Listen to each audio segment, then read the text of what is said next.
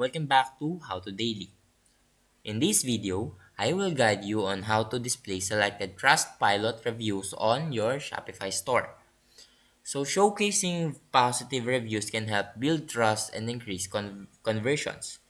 So, let's start by connecting our Trustpilot account to Shopify. Go to the Shopify App Store, search for the Trustpilot Reviews app, and install it. So, follow the prompts to connect your Trustpilot account.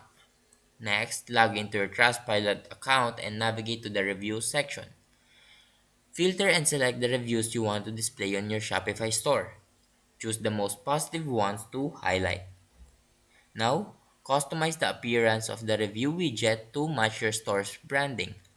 You can adjust colors, fonts, and layout through the Trustpilot app within Shopify. So, after customization, add the review widget to your Shopify store.